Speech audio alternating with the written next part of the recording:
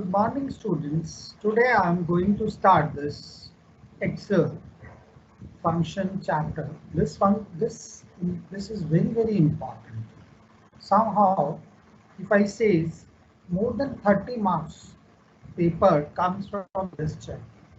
So the importance of these two chapters of Microsoft Excel is very high for your examination point of view. यहाँ पर बच्चों students हम आपको ये भी बताना चाहते हैं कि ये जो एक्सेल के जो चैप्टर्स हैं यूनिट नंबर 3 और 4 जिसमें कुछ प्रैक्टिकल एप्लीकेशंस भी हैं उनको भी हमें ध्यान से करने की जरूरत। Students, there are number of functions in this chapter. In my last class I have told you about the functions, various category of functions. Not only that, I have already taught about various formats, type of formats, formatting techniques, and how the function can be used. What is the importance of function? I have told you. As far as your examination point of view, आपके जो exam के point of view से अगर हम बात करें तो ये पेपर जो है आपका, इसमें आपको कुछ एप्लीकेशंस को सॉल्व करके कुछ फंक्शंस को आपने यूज करना है अलग अलग क्वेश्चंस में और फिर उसका सॉल्यूशन लेना। छोटे से एग्जाम्पल से इसको करते हैं, वहां पर इस एग्जाम्पल को करने से आप में कॉन्फिडेंस भी आएगा और साथ ही साथ आपको ये भी पता लगेगा कि एग्जाम में करना कैसे है। The point is how we can prepare for the exam. हमें एग्जाम में कैसे प्रिपेयर करना है और किस तरह से हमें आंसर में क्वेश्चन मिलेगा, किस तरह से हमें आंसर को देना। So with this note let us start this class. इस क्लास को शुरू करते हैं और साथ ही साथ आपको मैंने लास्ट टाइम भी बताया था कि you must have some practice handbook, क्या कोई बुक होना चाहिए जो आप प्रैक्टिस कर सकें। Computer application business is a book of Himalaya publication, you can by that book online. ठीक है, एप्लीकेशन है हिमालय पब्लिकेशन और कंप्यूटर एप्लीकेशन बिजनेस बुक का नाम है। आप इसको बुक को ले सकते हैं and this is very useful for your examination point of view. इसमें काफ़ी सारी आपकी एप्लीकेशंस दी हुई हैं, you can go through from that book and from that book you can do some practice also. Somehow कई बार हमें लगता है कि हमें वो क्वेश्चंस आते हैं, लेकिन उन क्वेश्चंस को हम करेंगे कैसे, उन क्वेश्चन के आंसर्स हमें कैसे मिलेंगे। कंप्यूटर पर जब हम ऐसे क्वेश्चंस को करते हैं, मैंने आपको लास्ट क्लास में बताया था, when I copy one function from one cell to another I am getting some different value, I am losing one value there. हालांकि मुझे पता ही नहीं लग रहा था कि मेरे से कोई वैल्यू भी मिस हो रही है, मुझे तो लग रहा था कि there is no difference, the function is absolutely working, but when I told you, जब मैंने आपको बताया कि आप कौन सी वैल्यू मिस कर रहे हैं, तब आपको उसके बारे में पता लगा। स्टूडेंट्स, यहाँ पर एक चीज़ और इम्पॉर्टेंट है, जब भी हम कोई एप्लीकेशन फंक्शन या किसी भी कैटेगरी ऑफ फंक्शन को करते हैं तो हमारे को उसकी प्रैक्टिस ज़रूर करनी है। और दूसरा जो सबसे इम्पॉर्टेंट तरीका है कि अब हमें एग्जाम में अगर उसके बारे में पूछा जाता है तो we have to write in steps, हमें उसको स्टेप्स में करके बताना होगा कि किस तरह से उन स्टेप्स की हेल्प से हम इन क्वेश्चंस को कर सकते। एक चीज़ और आप सब स्टूडेंट्स से शेयर करना चाहता था, एक आज एप्लीकेशन कर रहे हैं, this is very important application, हमारी डे टू डे लाइफ से बहुत ज़्यादा जुड़ी हुई है ये एप्लीकेशन, जिसमें हमें क्या करना है, हमें क्वेश्चन को सॉल्व करना है और उस क्वेश्चन को जब हम सॉल्व करेंगे तो सॉल्व करते करते हमें ये चीज़ ध्यान रखनी है कि कंप्यूटर में कुछ assumptions हैं, कुछ कंडीशंस हैं, उन कंडीशंस के हिसाब से हम इनको सॉल्व करेंगे। Let us start with this. मैं एक एक्सेल का आपको एप्लीकेशन कराता हूँ। मान लीजिए मैं थोड़ा इसका let us increase some view size so that you can easily view that question. Suppose I am taking a loan, मैं कोई लोन ले रहा हूँ। लोन का मतलब मैं किसी भी पर्पस के लिए लोन ले सकता हूँ, for buying a car, for buying a house, for buying any other asset, for buying any company, कुछ भी ऐसी चीज़। I am taking a loan, मैंने लोन लिया कोई अराउंड 24 lakhs का, मैंने 24 lakhs का लोन लिया क्वेश्चन में। और अगर आप लोन ले रहे हैं तो रेट ऑफ इंटरेस्ट भी आ जाता है कि आपने जो लोन लिया है वो कितने रेट ऑफ इंटरेस्ट पर लोन लिया है। Let us take a simple example 24%, क्योंकि ये फिगर याद रहेगा, so I am taking this 24% rate of interest. Time of loan, कितने टाइम या रीपेमेंट कितने टाइम में आप करेंगे। आपने ड्यूरेशन, हाउ मच ड्यूरेशन के लिए आपने लोन लिया है। लेट से मैंने उसको भी सिंपल समझने के लिए 24 ईयर्स ही ले लिया है। अब now I have to calculate the instalment. अब यहाँ पर जो पॉइंट है इंस्टॉलमेंट की, जब हम बात कर रहे हैं तो इंस्टॉलमेंट को कैलकुलेट करने के 4 अलग अलग मेथड्स होते हैं। पहला ईएमआई कैलकुलेट करते हैं, तो ईएमआई हमारी 4 तरह से कैलकुलेट होती है। पहला मंथली, दूसरा क्वार्टरली, तीसरा हाफ ईयरली और चौथा ईयरली। मेथड है, यानी आपको साल में 12 बार देना है। क्वार्टरली के केस में how much time you have to give students, 4 times, right, 4 times you have to give. And half yearly के केस में you have to give twice, आपको you have to pay twice in a year, आपको साल में 2 बार payment करना होगा। But in the case of year आपको साल में सिर्फ एक ही बार इंस्टॉलमेंट देनी होगी। जैसे कि आप इंश्योरेंस LIC वगैरह लेते हैं तो LIC में भी लोग ऑप्शंस ले सकते हैं, whether you select by giving your premium yearly, half yearly, quarterly, monthly. इसी तरह आप जो लोन अमाउंट लेते हैं, आप उस लोन अमाउंट पे भी ये 4 तरह की फैसिलिटीज़ को अवेल कर सकते हैं कि जो भी आपका इंस्टॉलमेंट निकलेगा, जो भी आपका EMI निकलेगा कैलकुलेट होके, आप उसको इन चारों मेथड्स में से किसी एक मेथड से पे कर सकते हैं। अब बात करते हैं कि इंस्टॉलमेंट, ये हमारा बड़ा प्रैक्टिकल एप्लीकेशन बेस्ड क्वेश्चन है।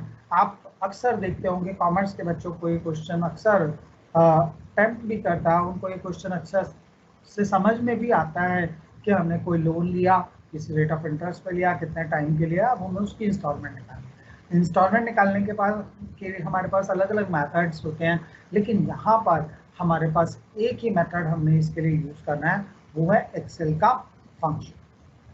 एक्सेल का ये जो फंक्शन है ये फाइनेंशियल फंक्शंस की कैटेगरी का फंक्शन है। इस फंक्शन की हेल्प से हम एक इंस्टॉलमेंट को निकाल सकते हैं। आपको यहाँ पर एक चीज़ और बता देता हूँ, जब भी हम कोई इंस्टॉलमेंट अमाउंट निकालते हैं तो इंस्टॉलमेंट में 2 फैक्टर्स बहुत इन्वॉल्व होते हैं। पहला होता है, उसमें जो फैक्टर है दैट इज इंटरेस्ट, और दूसरा फैक्टर है उसमें, दूसरा फैक्टर क्या होता है, प्रिंसिपल। जो प्रिंसिपल अमाउंट है वो, और दूसरा जो होता है फैक्टर उसका इंटरेस्ट। यानी जब भी हम कोई इंस्टॉलमेंट की बात करते हैं तो इंस्टॉलमेंट में 2 चीज़ें जो हैं वो आपकी होती हैं, पहला प्रिंसिपल और दूसरा इंटरेस्ट। यानी जो भी हम इंस्टॉलमेंट पे कर रहे हैं वो इन 2 चीज़ों से मिलकर बनी होती है। यहाँ पर ध्यान रखने वाली बात इसलिए होती है क्योंकि जब भी हमें कैलकुलेशन निकालने के लिए या किसी तरह की कोई कैलकुलेशंस को अंडरस्टैंड करने के लिए, या फिर हमें कभी सीधा ही पूछा जाए कि आपने एक ईयर की जो इंस्टॉलमेंट पे किया उसमें एक्चुअल में आपका अमाउंट, जो आपने लोन लिया था उसका अमाउंट कितना पे किया था आपने, या फिर आपने जो लोन लिया था अमाउंट उसमें आपका इंटरेस्ट कितना था एग्जैक्टली। जैसे आपका क्वेश्चन बोल रहा है कि you took 24 lakh rupees as a loan amount, आपने 24 लाख रुपया लोन पर लिया और 24% इंटरेस्ट पर लिया, और आपको 24 सालों में पे करना है यूजिंग दीज 4 मेथड्स। आप 4 में से कोई एक मेथड को ऑप्ट कर सकते हैं, अडॉप्ट कर सकते हैं या चेंज भी कर सकते हैं। अब यहाँ पर 2-3 क्वेश्चन रेज होते हैं। पहला क्वेश्चन तो यही है कि व्हाट इज द इंस्टॉलमेंट, पहली इंस्टॉलमेंट क्या है आपकी on the basis of these 4 factors, कि आपकी इंस्टॉलमेंट अमाउंट क्या होती है।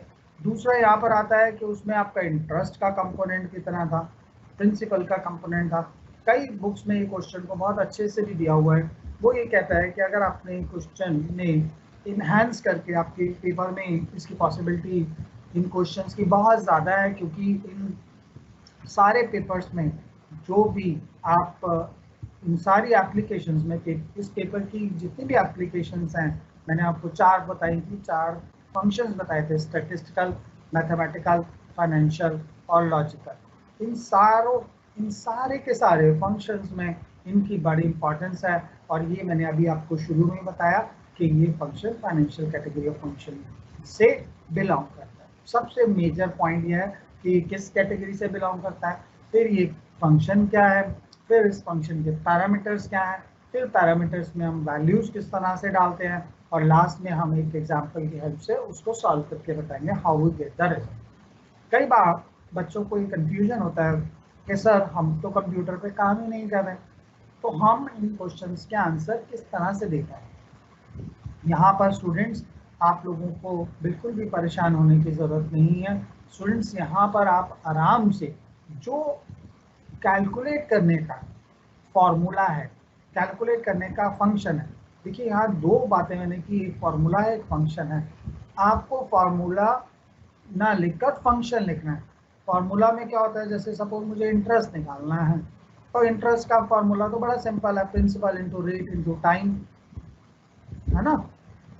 तो आपसे अगर इंस्टॉलमेंट में इंटरेस्ट का कंपोनेंट पूछा जा रहा है, तो आपने ये फॉर्मूला नहीं लगाना है, आपको वहां फंक्शन लगाना है कि इंटरेस्ट कैलकुलेट करने का फंक्शन कौन सा है, क्योंकि सिंपल इंटरेस्ट कैलकुलेट करने के लिए नहीं पूछा जा रहा। You have to apply function here. आपको सारी की सारी कैलकुलेशंस फंक्शंस में लिखनी है। अगर आप फंक्शन नहीं लिख रहे हैं तो प्लीज एक्सपेक्ट मत करिएगा they will give you good marks, तो आपको मार्क्स काट लेगा आपके। तो यहाँ पर you have to be very conscious. जैसे मैंने अभी आपको यहाँ पर बताया था कि एक इंस्टॉलमेंट निकालने में 2 फैक्टर्स इन्वॉल्व होता है, पहला होता है प्रिंसिपल और दूसरा होता है इंटरेस्ट अमाउंट। ये 2 चीजें मिलाकर ही एक इंस्टॉलमेंट निकलती है। अगर मुझे इसमें से भी किसी एक स्पेसिफिक चीज को निकालना है, स्पेसिफिक चीज का मतलब यहाँ पर क्या है कि मुझे अगर इंटरेस्ट का कंपोनेंट निकालना है, तो मैं इंटरेस्ट के कंपोनेंट को किस फॉर्मूला या किस फंक्शन से निकालूंगा। प्रिंसिपल का अगर मुझे निकालना है तो प्रिंसिपल के लिए मैं कौन सा फॉर्मूला, कौन सा फंक्शन लगाऊंगा। यहाँ पर एक ध्यान रखिएगा, फॉर्मूला और फंक्शन 2 अलग चीजें हैं। फंक्शन का मतलब यहाँ पर आपके 4 कैटेगरी ऑफ फंक्शन से हैं, स्टैटिस्टिकल, मैथमेटिकल, फाइनेंशियल, लॉजिकल। लेकिन इस क्वेश्चन में आपका मैंने पहले बताया फाइनेंशियल फंक्शन यूज हो रहा है। और यहाँ पर एक चीज और ध्यान रखिएगा कि ये इंस्टॉलमेंट निकाली गई है। इंस्टॉलमेंट में यहाँ पर इंस्टॉलमेंट में 2 कंपोनेंट है, इंटरेस्ट और प्रिंसिपल। इंटरेस्ट अगर सिर्फ निकालना है तो उसके लिए अलग फंक्शन यूज होगा, प्रिंसिपल निकालना है तो उसके लिए अलग फंक्शन इस्तेमाल होगा। ये डिपेंड करता है क्वेश्चन में आपसे किस तरह का फंक्शन मांगा गया। जैसे कि मैं इस क्वेश्चन में आगे चल रहा हूँ, सीरियल नंबर है, कि मतलब उसका आप सीरियल नंबर को छोड़ के आप इंस्टॉलमेंट नंबर भी देख सकते हैं। कौन सी इंस्टॉलमेंट है, दूसरा आपको ओपनिंग बैलेंस क्या है,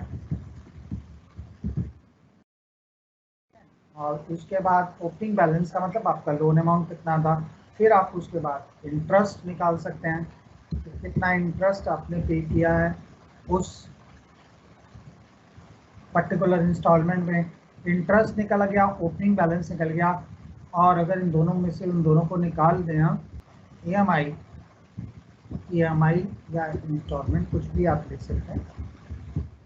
यहाँ पर closing balance you can see, closing balance क्या है इसका एग्जैक्टली। तो this we have to calculate. अब ये जो इंस्टॉलमेंट्स हैं आपकी, मैंने आपको बोला था कि ये 4 मेथड्स जो हमने पेमेंट के देखे थे, मंथली, क्वार्टरली, हाफ ईयरली और ईयरली। मंथली के केस में अगर आपकी 24 सालों के लिए कोई पेमेंट जा रही है और आपने वो पे करना है, तो बहुत सिंपल सा है कि आपके कितने सालों के लिए पेमेंट गई है, तो मल्टीप्लाई बाय 12। लेट्स से मैं इसको यहाँ पर लिख सकता हूँ B3 बाय E4। तो टफ नहीं लग रहा है इसमें समझने में कि आपकी टोटल इंस्टॉलमेंट्स कितनी बनेंगी। अगर आप मंथली पे करते हैं तो आपकी कितनी इंस्टॉलमेंट बनेगी? सिंपल सा है ये कि 12 अगर हम महीने में दे रहे हैं और 24 सालों के लिए अगर हमने लोन लिया है तो वी हैव टू पे इन टू 288 इंस्टॉलमेंट्स। हमें 288 इंस्टॉलमेंट्स में वो सारा का सारा अमाउंट हमें पे करना पड़ेगा। सिंपल कैलकुलेशन है, इसके लिए बहुत बड़ी कैलकुलेशन तो नहीं है, ठीक है। अब देखिए बच्चों, स्टूडेंट्स यहाँ पर एक चीज़ और ध्यान से देखिए, मैं इस फॉर्मूला को अगर नीचे कॉपी करता हूँ तो then it will create a problem. मैंने ये लास्ट टाइम भी आपको बताया था कि मैं इस फॉर्मूला को यहाँ पर कॉपी करता हूँ तो इट विल क्रिएट प्रॉब्लम। अब वो पूछ रहा है वैल्यू का है। देखिए उसको E5 तो मिल गया लेकिन उसको B4 नहीं मिल रहा है क्योंकि B4 पर कुछ था ही नहीं। मैंने आपको पहले भी बताया था कि एक्सेल में एक फीचर होता है, जब हम किसी फंक्शन को या फार्मूला को एक सेल से दूसरे सेल पर कॉपी पेस्ट करते हैं तो वो उनके सेल रेफरेंसेस एक से इंक्रीज कर देगा। आपको कलर में दिखा रहा होगा कि B5 जो है वो आपका क्वेश्चन मार्क वाला सेल है और E5 जो है आपका ये क्वार्टरली के केस में 4 बार जहां इंस्टॉलमेंट देंगे वो दिखा रहा है। लेकिन B4 पे तो क्वेश्चन मार्क है, इसीलिए वहां पर उसको कोई वैल्यू नहीं मिल रही। लेकिन ये B4 आ कहां से गया? B5 तो हमने कॉपी किया नीचे, B4 तो B4 B5 बन गया, लेकिन ये देखिए इससे ऊपर आ गया B3 E3, लेकिन जब हमने इसे कॉपी किया तो इट बिकम्स B4 E5। वो अपने आप एक सेल रेफरेंस वो अपने आप एक सेल रेफरेंस इंक्रीज करता है जिसकी वजह से ये एरर आ गया। मैं आपको बार बार ये बता रहा हूँ स्टूडेंट्स कि एक्सेल में जब हम काम करते हैं तो प्रैक्टिकली जब हम काम करते हैं तो थिंग्स आर बिट डिफरेंट, वो डिफरेंट होती हैं। उसको समझने के लिए हमें एक बार करके ज़रूर देखना चाहिए। तो मैंने इसके लिए आप लोगों को क्या बताया था? Dollar sign. अगर मैं इसके आगे डॉलर साइन लगा दूंगा तो ये प्रॉब्लम आपकी नहीं आएगी। आपने बुक्स में देखा होगा कि बहुत सारे ऐसे फंक्शंस होते हैं जहां पर आगे डॉलर लगा होता है और हमें वो समझ नहीं आता कि ये डॉलर लगा क्यों दिया इन्होंने। This dollar is used for freezing cell reference. अब मैं इस B3 को, मैंने ये B3 के आगे डॉलर साइन लगाया है सिर्फ, उसका एक रीजन है कि मुझे ये तो बढ़ता रहे, मुझे कोई फर्क नहीं पड़ता, लेकिन B3 जो है वो फिक्स्ड है, ठीक है। मैं इसको एक सेल नीचे कॉपी करता हूँ। नाउ यू कैन सी कि ये B3 ही है लेकिन ये E5 हो गया। तो 24 मल्टीप्लाई बाय 4 96, नीचे कॉपी करता हूँ। यू कैन सी 96 था पहले, अब हाफ ईयरली के केस में एग्जैक्टली आधा हो गया और लास्ट वाले केस में यू विल फाइंड ये 24 है, 24 इज देयर। क्यों? क्योंकि 24 टोटल जो लोन पीरियड है और साल में अगर हम एक ही बार दे रहे हैं तो हमारी इंस्टॉलमेंट 24। इसी तरह हम जब फंक्शन को अप्लाई करेंगे तो ये चारों तरह के मेथड्स हम फंक्शन में अप्लाई कर सकते हैं। लेकिन जब हम इसमें फंक्शन को अप्लाई करेंगे तो बाय डिफॉल्ट वो एक कैलकुलेट करता है और हमें जो रिटर्न करता है वो एनुअल रिटर्न करता है। एनुअल का मतलब ये है कि साल में कितनी आपने इंस्टॉलमेंट देनी है उसके हिसाब से। यहाँ पर फंक्शन को करते वक्त एक चीज़ और ध्यान रखनी है आपको, कि आपने जो भी पेमेंट देनी है दिस इज योर लायबिलिटी। तो जब हम इस फंक्शन को यहाँ पर सीधा लगाएंगे तो हमारे पास दो अलग अलग मेथड हैं to overcome from this problem. इस प्रॉब्लम से ओवरकम करने के हमारे पास दो अलग अलग मेथड हैं, हम उन दोनों मेथड्स को यूज कर सकते हैं। सबसे पहला जो यहाँ पर मेथड है आपका वो ये है कि आप वहाँ पर एब्सोल्यूट फंक्शन लगाएंगे और दूसरा जो इसमें आपका काम आने वाला है वो है आपका कि आप वहाँ पर माइनस साइन लगाएंगे। माइनस का मतलब होता है पेमेंट। तो let us start with this function. इस फंक्शन को अब, क्योंकि अब क्वेश्चन हमें समझ में आ गया है, क्योंकि क्वेश्चन हमारे लिए इंपॉर्टेंट है, आंसर तो हम आराम से निकाल लेंगे। Let us get something. हमारे लिए क्वेश्चन मार्क यहाँ है कि क्या इंस्टॉलमेंट अमाउंट होगी। दूसरा, लेट से हमारे पास ये भी क्वेश्चन में दिया हुआ इंस्टॉलमेंट नंबर 1 2 3, ओपनिंग बैलेंस क्या है, इंटरेस्ट अमाउंट क्या है, ईएमआई क्या है और क्लोजिंग बैलेंस क्या है। इसी तरह अलग अलग सालों के लिए क्या ओपनिंग बैलेंस है, क्या इंटरेस्ट है, क्या ईएम अमाउंट है, क्या closing balance. M for third year third year के लिए भी हम एग्जैक्टली यही देख सकते हैं कि हमारे पास ओपनिंग बैलेंस क्या है, इंटरेस्ट उसमें कितना है, इंस्टॉलमेंट जो अमाउंट निकल के आई है वो क्या है, और लास्ट में क्लोजिंग बैलेंस क्या है। अगर लेट से हमें ये 3 सालों का पूछा गया है तो हम इसको आराम से आंसर को दिखा सकते हैं, बता सकते हैं। ये हम टोटल एनहांस भी कर सकते हैं, क्योंकि आपको एग्जैक्टली देना तो पूरे के पूरे टेन्योर के लिए, लेट से मैं इसको ईयरली बेसिस पे कर देता हूँ। मैंने आपको एक और भी तरीका बताया था कि मैं इन दोनों को सेलेक्ट करके और इस डॉट को ड्रैग कर दूँ तो I will get one series, मुझे एक सीरीज मिल जाएगी।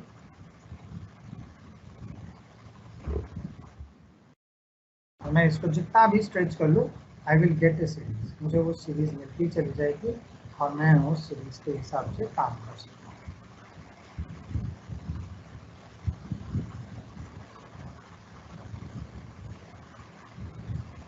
मैंने 24 सालों तक की एक सीरीज ही बना ली, क्योंकि जब मैं एक बार एक फंक्शन को कैलकुलेट कर लूँगा और उस फंक्शन को जब कॉपी पेस्ट करूँगा तो वो फंक्शन आराम से नीचे आ जाएगा।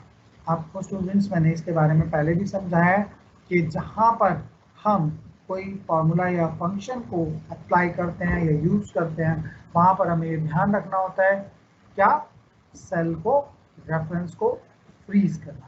ये डिपेंड करता है कि आप कौन सी वैल्यू लेना चाहते हैं। आप कॉपी करके वैल्यू लेना चाहते हैं, आप पेस्ट करके वैल्यू लेना चाहते हैं, या फिर आपने जो कॉपी पेस्ट किया है वो वैल्यू लेना चाहते हैं, या फिर आप ने जो फॉर्मूला अप्लाई किया है, जो फंक्शन आपने अप्लाई किया है, उस फंक्शन में आप किस तरह से वैल्यू को यूज करते हैं। यहाँ एक चीज़ और बड़ी इंपॉर्टेंट है आप लोगों के लिए कि जब हमारा ओपनिंग बैलेंस का मतलब क्या है कि लोन अमाउंट जो हमने एग्जैक्टली लोन अमाउंट लिया है, that will be our opening balance. Opening balance को हम सीधा B1 भी लिख सकते हैं, B1 पर जो भी वैल्यू है सीधा हम उसको ओपनिंग बैलेंस में लिख सकते हैं। हमारा ओपनिंग बैलेंस जो है वो इंटरेस्ट और EMI इन दोनों का जो डिफरेंस है, आप ध्यान से समझिए।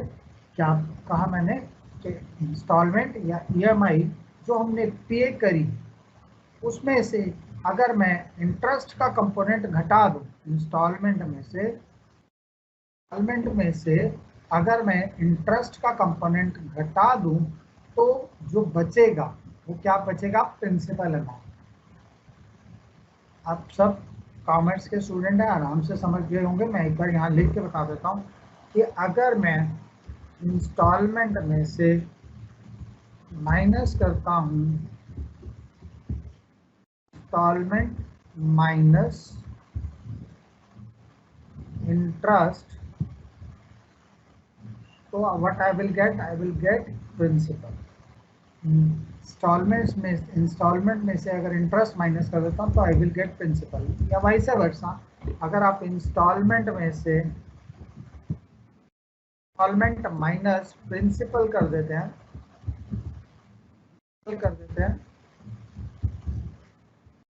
माइनस करते हैं तो व्हाट यू विल गेट, ऐसे भी आप कर सकते हैं कि इंस्टॉलमेंट में से अगर आप प्रिंसिपल को माइनस कर दें तो यू विल गेट इंटरेस्ट। वही इसी तरह, यानी इंस्टॉलमेंट में ये दोनों कंपोनेंट ऐड हैं, अगर हम इसमें से कोई भी चीज़ को माइनस कर देंगे तो will get second one. Installment जो है वो बराबर है, इक्वल्स टू है, installment is equals to principal. बात तो क्लियर हो गई आपको। ये जो इंस्टॉलमेंट है that is equals to principal plus interest. जो प्रिंसिपल अमाउंट है और जो इंटरेस्ट है, इन दोनों को जब हम ऐड कर देते हैं वी गेट इंस्टॉलमेंट अमाउंट। तो जब इंस्टॉलमेंट अमाउंट हमें पता लग गया तो इंस्टॉलमेंट में से अगर हम प्रिंसिपल को माइनस कर देंगे will get interest. Vice versa, अगर इंस्टॉलमेंट में से इंटरेस्ट को माइनस कर देंगे तो हमें प्रिंसिपल अमाउंट मिल जाएगा। ये सिंपल मैथ्स का कैलकुलेशन है, आप इसको आराम से समझ सकते हैं। अकाउंट्स और कॉमर्स के स्टूडेंट्स को ज़्यादा इसमें दिक्कत नहीं होगी। क्या है ये स्टूडेंट्स, इंस्टॉलमेंट में से अगर मैं प्रिंसिपल अमाउंट को माइनस कर दूंगा तो I will gate interest amount. इसी तरह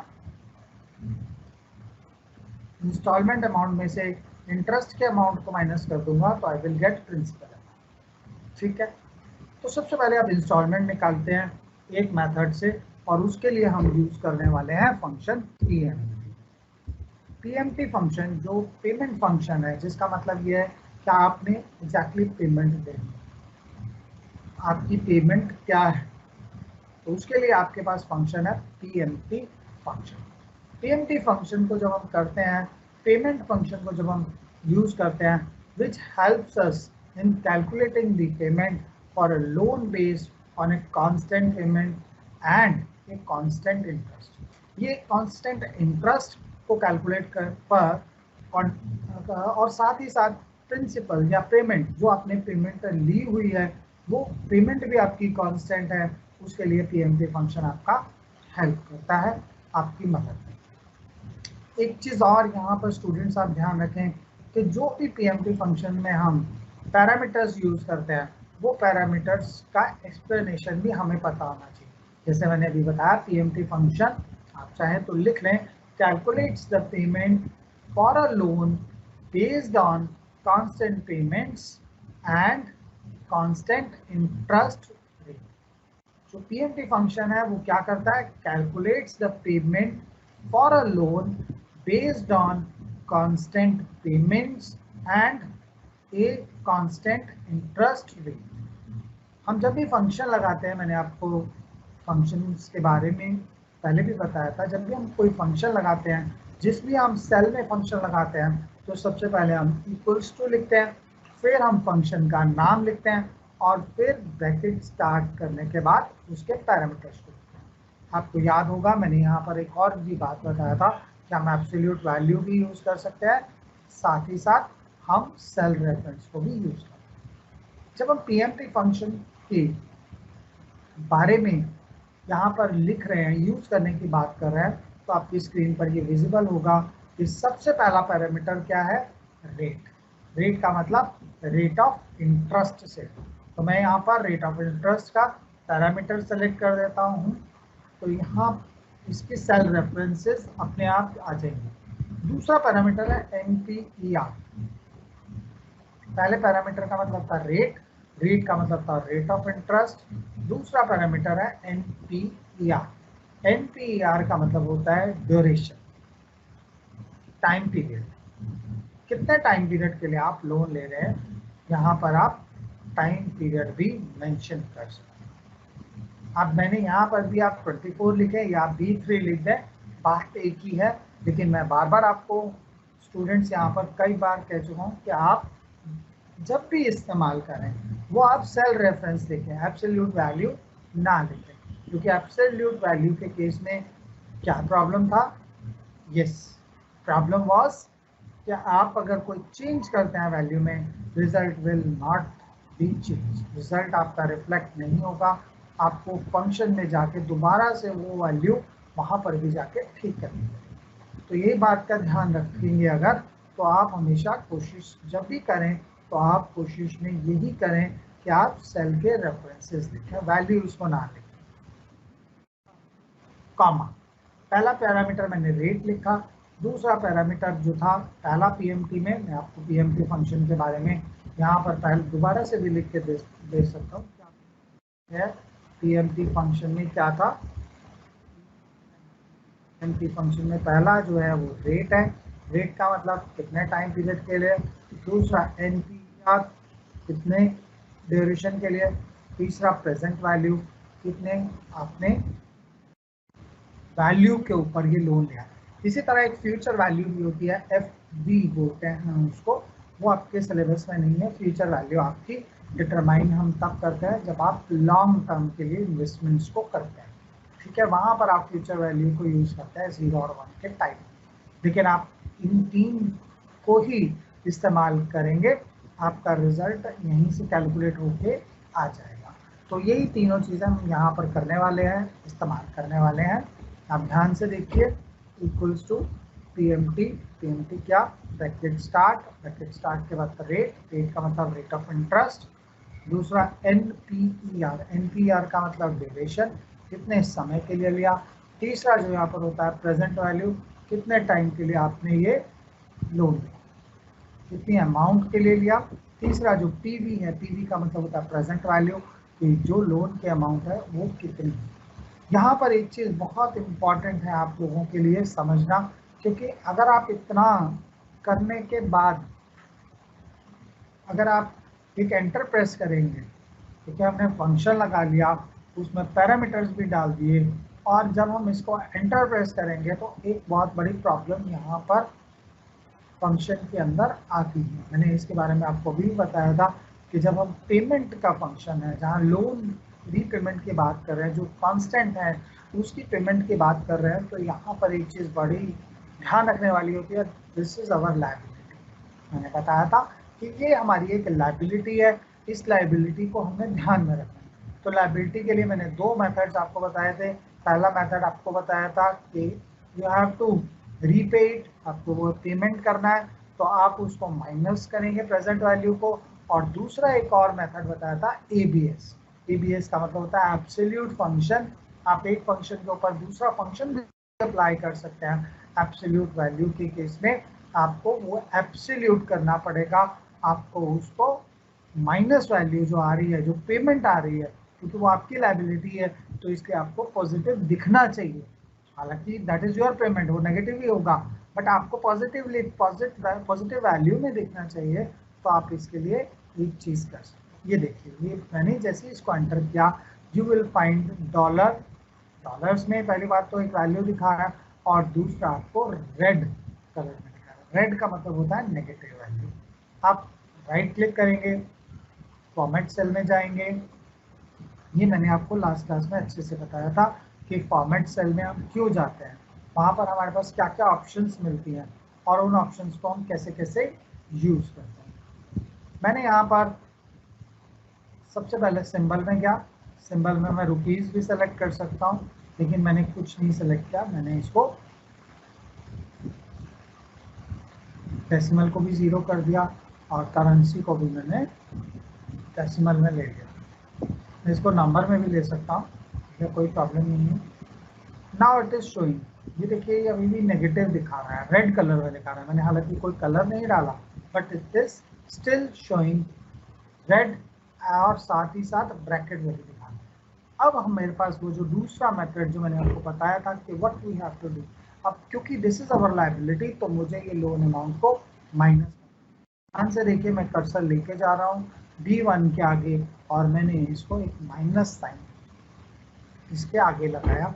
जब मैं ये माइनस साइन लगा के एंटर प्रेस करूंगा तो यू विल फाइंड कि ये आपका पॉजिटिव वैल्यू, ये वैल्यू जो भी आई है आपके सामने, ये वैल्यू आपकी पॉजिटिव वैल्यू है, और आप इसको देख सकते हैं। फॉर्मेट सेल में जाके सेपरेटर अगर आप यूज़ करना चाहते हैं तो आप कर दीजिए, कोई बात नहीं, कोई प्रॉब्लम नहीं है इसको सेपरेटर को यूज़ करने में।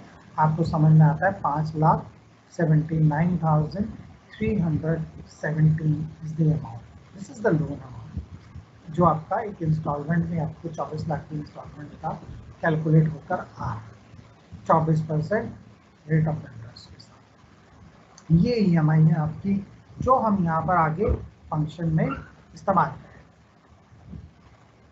यहाँ ध्यान दीजिए आप कि EMI हमने निकाली, EMI इज दिस अमाउंट, ये आपकी अमाउंट है 5,79,317, ये आपकी अमाउंट है। मैं इसको सीधा यहाँ पर भी लिख सकता हूँ,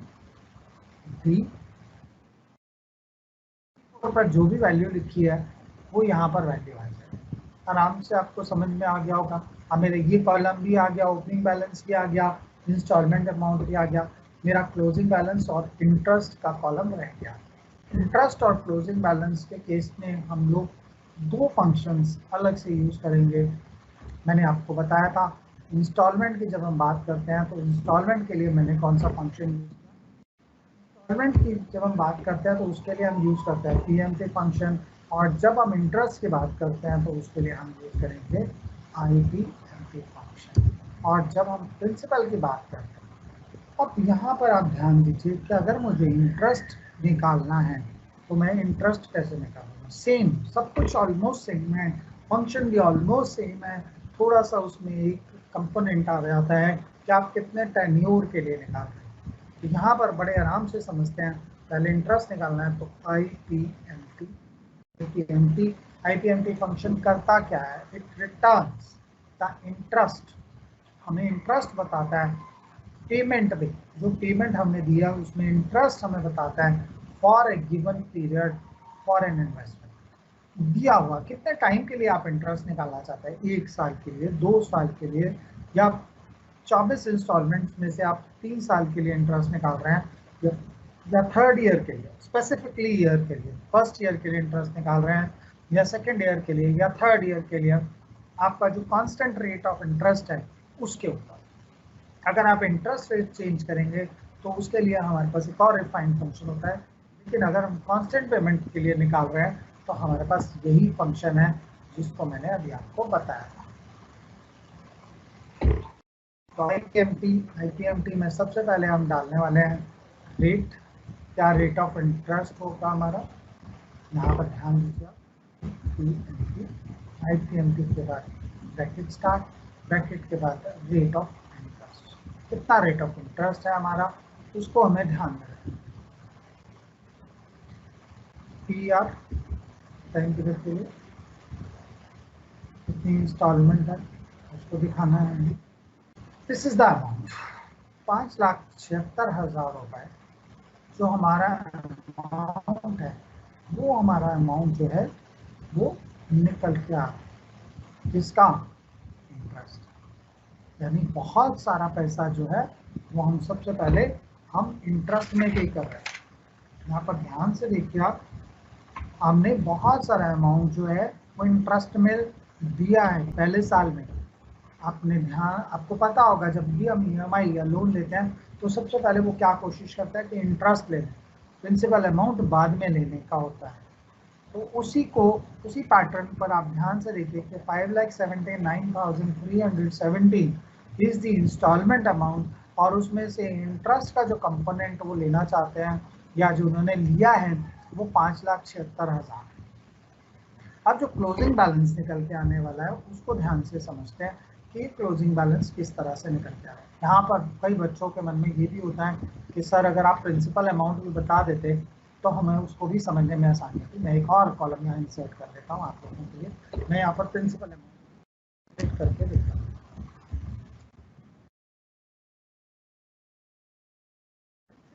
जो है वो उसी फॉर्मूला से, जैसे कि मैंने आपको बताया था कि कैलकुलेट करना होता है हमें। यहाँ पर ध्यान से देखिए आप कि इंटरेस्ट हमने निकाला था। अब मैंने आपको यहाँ पर इसके बारे में भी बताया था कि इंस्टॉलमेंट जो है हमारी वो प्रिंसिपल प्लस इंटरेस्ट, उन दोनों कंपोनेंट्स को मिलाकर बनाई गई। अब यहाँ पर दूसरा फंक्शन मैंने आपको बताया था पीपीएमटी। जब भी फंक्शन ध्यान से समझिए, पीपीएमटी रेट क्या है? रेट का मतलब रेट ऑफ इंटरेस्ट से है। पीआर कितने ड्यूरेशन के लिए आप ले रहे हैं, 1 साल के लिए। NPR total number of duration कितने के लिए है, और उसके बाद आपका loan amount. This is the amount. आपके पास अब बहुत क्लियर हो गया है इस एग्जांपल को, इस फंक्शन को यूज करने से, कि आपकी जो टोटल इंस्टॉलमेंट है वो है 5,79,370। जब इसको ब्रेक किया, इस इंस्टॉलमेंट अमाउंट में से अगर इंटरेस्ट के माइनस अगर हम करते हैं अमाउंट, तो हमारा प्रिंसिपल अमाउंट 3,317। ये तो सिंपल मैथ्स था, लेकिन ये सिंपल मैथ्स यहाँ नहीं करना है। यहाँ पर आपको क्या करना है, यहाँ पर आपको फंक्शन अप्लाई करना है। अब बच्चों का एक क्वेश्चन होता है कि सर हमें तो कंप्यूटर नहीं है, तो हाउ विल डू हियर, हम यहाँ पर कैसे करेंगे?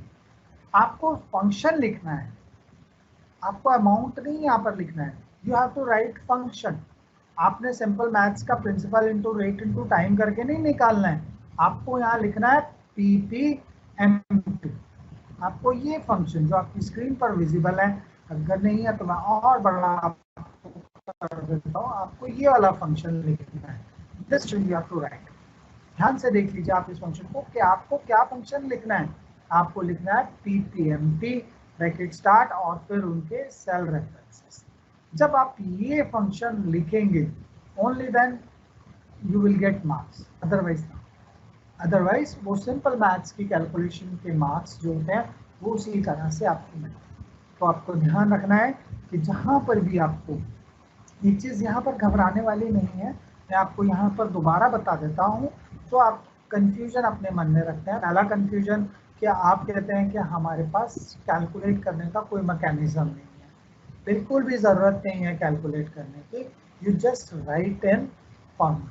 आपका जो फंक्शन है आपको वो लिखना है, आपको मैथ्स की कैलकुलेशन वाला फॉर्मूला नहीं लिखना है।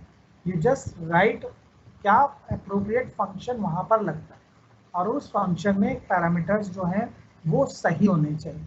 देखिए -b1 लगाना है या एब्सोल्यूट लगाना है, दैट इज डिफरेंट। लेकिन यहाँ पर आप ध्यान रखें कि आपको करना जो है क्वेश्चन वो इसी तरह से करना है, ये नहीं कि principal into rate into time अगर हम लगा दें तो विल गेट प्रिंसिपल, वो नहीं चलेगा। आपको जो तरीका है फंक्शन लगाने का, आपको वो फंक्शन लगाना है। ठीक है, बच्चे एक्चुअली प्रैक्टिस ना होने की वजह से अक्सर वैसी चीज़ें अप्लाई कर देते हैं which is not right, absolutely not. तो यहाँ पर एक चीज़ और ध्यान रखने वाली है कि जब आप opening balance, interest, principal amount, installment amount, जब ये हमने निकाल लिया तो अब हमारी बारी आती है क्लोजिंग बैलेंस। क्लोजिंग बैलेंस है क्या? Closing balance again, closing balance में क्या चीज़ है? अगर क्लोजिंग बैलेंस को हम दो तरीके से आराम से, क्योंकि ये सिंपल कैलकुलेशन है, इसको हम आराम से समझ सकते हैं। क्लोजिंग बैलेंस है क्या?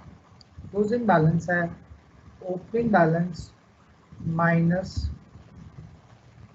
Principal amount, opening balance minus interest. अगर ओपनिंग बैलेंस में से इंटरेस्ट को माइनस कर दें तो प्रिंसिपल अमाउंट आता है, और वो प्रिंसिपल अमाउंट अगर हम माइनस कर दें ओपनिंग बैलेंस में से तो भी हमें क्लोजिंग बैलेंस मिलेगा। Opening balance minus principal amount, balance में से अगर मैं प्रिंसिपल अमाउंट माइनस कर दूं तो I will get closing balance. Opening balance minus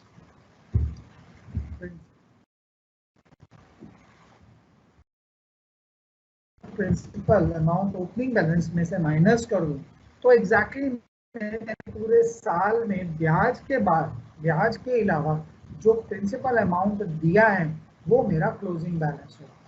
और यही क्लोजिंग बैलेंस नेक्स्ट ईयर के लिए क्या बनेगा स्टूडेंट्स?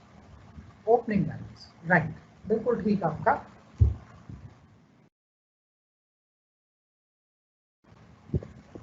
तो मैं क्या करता हूँ, मैं इसमें सीधा सेल रेफरेंस लिखता हूँ। How I will write B9 minus D9, उसका मतलब 23,96,683। This is the closing balance. Next साल के लिए यानी नेक्स्ट ईयर के लिए this balance becomes opening balance, यानी मैं यहाँ पर सीधा F9 लिख दूँ, सिंपल है।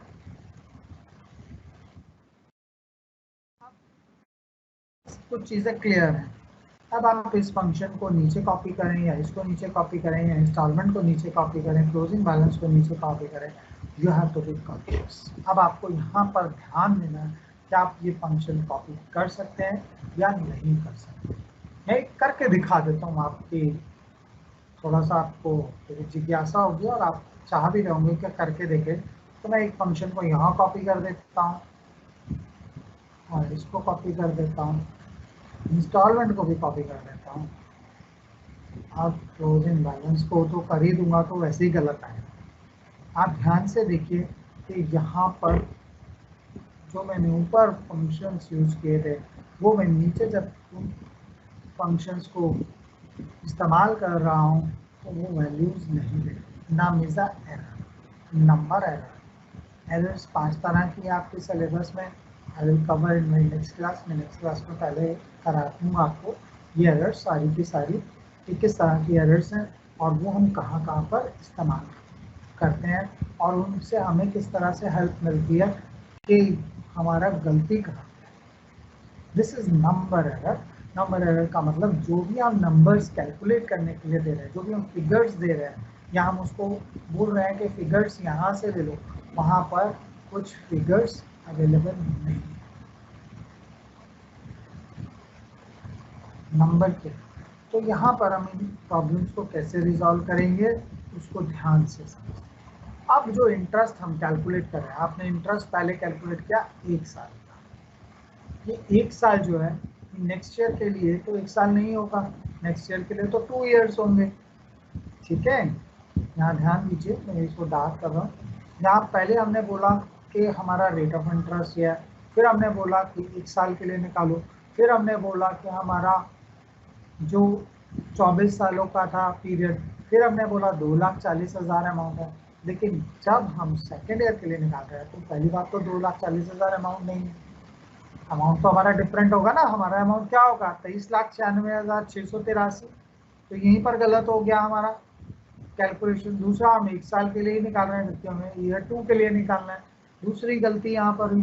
तीसरी गलती जब हम कर रहे हैं यहाँ पर, वो ये कर रहे हैं कि हमने रेट ऑफ इंटरेस्ट जो है हमारा 24% तो है, लेकिन जो ईयर है वो 24 ही दिखाएगा। 24 साल के लिए तो नहीं होना चाहिए, तो कम ड्यूरेशन के लिए होना चाहिए। तो ये हमारी गलतियाँ 3 हैं जिसकी वजह से न्यूमेरिक एरर है, नंबर एरर से। चाहे तो हम ऊपर वाले फार्मूला में ध्यान से इसको ठीक कर सकते हैं, लेकिन वहाँ पर अगर आप करोगे तो शायद कंफ्यूजन हो जाए। तो हम इसी फंक्शन में नीचे जब हम इसको यूज कर रहे हैं तो यहाँ पर हम इसको ध्यान से देखें। B3 का मतलब क्या है, सबसे पहले मैंने बोला था रेट ऑफ इंटरेस्ट। B3 पर रेट ऑफ इंटरेस्ट तो नहीं है, B2 पर रेट ऑफ इंटरेस्ट है। इसका मतलब मुझे B2 को फ्रीज करना होगा। ठीक है, ये मेरा रेट ऑफ इंटरेस्ट कॉमन है सब जगह, तो मैं इसको फ्रीज कर, तो मेरा ये कॉलम फ्रीज हो, यानी जो मेरा रेट ऑफ इंटरेस्ट है वो हर साल बराबर है। दूसरा मेरा जो प्रॉब्लम है वो है ईयर का, कि यहाँ पर मैं ईयर जो है पहले मैंने 1 दिया था, अगर मैं 1 ना देकर इसके जगह पर A9 लिख दूँ तो वो 1 तो है, बट जब मैं इसको कॉपी करूँगा नीचे तो A9 बिकम्स A10। A10 का मतलब क्या है, तो वो 2 अपने आप वहाँ से उठा ले। ठीक है, तीसरा जो इशू था वो था B3। B3 का मतलब था कि आप कितने सालों के लिए आपने लोन लिया हुआ है, मैं उसको भी फ्रीज कर देता हूँ। और लास्ट वाला जो ऑप्शन था मेरा B1, कितनी लोन अमाउंट के लिए आपने लोन लिया, मैं इस लोन अमाउंट को खिसका कर यहाँ B1 के बदले में अगर मैं लिख दूँ B9 तो आप इसको आराम से समझ सकते हैं। B9 का मतलब क्या है बच्चे, opening balance. This we have to do, हमें यहाँ पर बस ये चीज़ें कुछ करनी है जिसके हेल्प से हम आराम से इसको समझ सकते हैं कि ये किस तरह से होगा। ठीक है, अब इसमें मैंने क्या क्या फ्रीज किया है, पहले B2 का मतलब रेट ऑफ इंटरेस्ट, वो हर एक साल कॉमन रहेगा। B3 को फ्रीज किया क्योंकि ईयर्स इतने सालों के लिए रहेंगे। इंस्टॉलमेंट पहले बार मैंने 1 निकाली थी इसलिए A9 दिया था, अब मैं दूसरी बार 2 देना चाहता हूँ इसलिए मैंने वहाँ पर ऊपर A9 कर दिया। अब मैं इस फंक्शन को नीचे कॉपी करता हूँ, यू विल फाइंड कि अगले साल जो इंटरेस्ट का कंपोनेंट है वो कम हो। क्या क्या चेंजेस किया आप ध्यान से समझिए। B2 का मतलब इंटरेस्ट को फ्रीज कर दिया, B3 का मतलब ईयर्स को फ्रीज कर दिया, ये 2 चीज़ें की। फिर ओपनिंग बैलेंस जो है वो मेरा हर बार चेंज हो रहा है इसलिए मैंने इसको फ्रीज नहीं किया, इसको मैंने B9 दिया। अगले साल जब हम इसको कॉपी करेंगे इट विल बिकम B10 हो जाएगा। A9 को चेंज नहीं, A9 लिख दिया है। इंस्टॉलमेंट और ओपनिंग बैलेंस ये मैंने दोनों कॉलम्स यहाँ से ले लिए हैं जो कि मैंने पहले इन ऊपर वाले कॉलम में से लिए थे, ताकि मेरा जो फॉर्मूला है वो ठीक से आ जाए। अगर आपको नेक्स्ट ईयर के लिए निकालना है तो आप सिंपली इससे निकाल सकते हैं। अब यहाँ पर एक चीज़ और ध्यान रखने वाली है, इंस्टॉलमेंट। अगर मैं इंस्टॉलमेंट निकाल रहा हूँ तो मुझे इंस्टॉलमेंट को भी फ्रीज करना पड़ेगा। कैसे, बाय पुटिंग डॉलर। आराम से मेरा इंस्टॉलमेंट आ रहा है। प्रिंसिपल के लिए भी आप सिंपली इसी मेथड को ऑप्ट कर सकते हैं। B2 का मतलब रेट ऑफ इंटरेस्ट था, रेट ऑफ इंटरेस्ट आपको फ्रीज करना है क्योंकि वो हमेशा सबका सामने रहेगा। D3 को भी आपको फ्रीज करना पड़ेगा क्योंकि वो ईयर है, हमेशा वही रहेगा। 1 का मतलब 1 ईयर से था, तो मैं इसकी जगह पर A9 लिख सकता हूँ। A9 पे भी 1 है, वो अगली बार जब कॉपी करेंगे 10 हो जाएगा। इसी तरह -B, जब मैं इसको कॉपी करता हूँ फंक्शन को, तो इसमें दो चीज़ें चेंज होने वाली है। A9 बिकम्स A10, वो A10 हो जाएगा, और B9 जो मैंने लिखा था वो B10 हो जाएगा। A9 का यहाँ A9 था, A10 हो गया, यानी सेकेंड ईयर के लिए इंटरेस्ट निकालें और कितने अमाउंट पे निकालें, इस वाले सेकेंड ईयर ये आपको दिख रहा है, और ओपनिंग बैलेंस। दोनों चीज़ें आपको यहाँ से क्लियर हो रही होंगी। मैंने जो चेंज किया है वो 1 की जगह पर मैंने A9 किया, A10 किया है। यहाँ पर मैंने ओपनिंग बैलेंस की जगह पर ये वाला अमाउंट दिया है A10। अब मैं क्लोजिंग बैलेंस लेता हूँ। क्लोजिंग बैलेंस के लिए मुझे कोई चेंज करने की ज़रूरत नहीं है क्योंकि मैं वही कर रहा हूँ जो मुझे एक्सेल का फीचर है, B9 माइनस D9। ध्यान से देखिए, जब मैं इसको B9 माइनस D9 करूँगा, इट बिकम्स, आप यहाँ पर ध्यान से देखते रहिए, आपका प्रिंसिपल अमाउंट जो है वो रिड्यूस होता जा रहा है, इंटरेस्ट का अमाउंट आपका रिड्यूस होता जा रहा है, और फाइनली 24 जो इंस्टॉलमेंट्स हैं उसके बाद ये बैलेंस आपका इस तरह से 2 लाख हो गया आपका इंटरेस्ट का।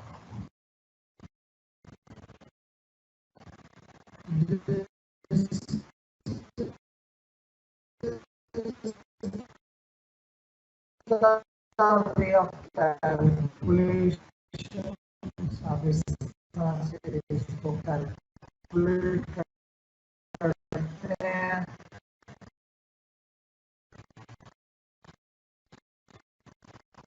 और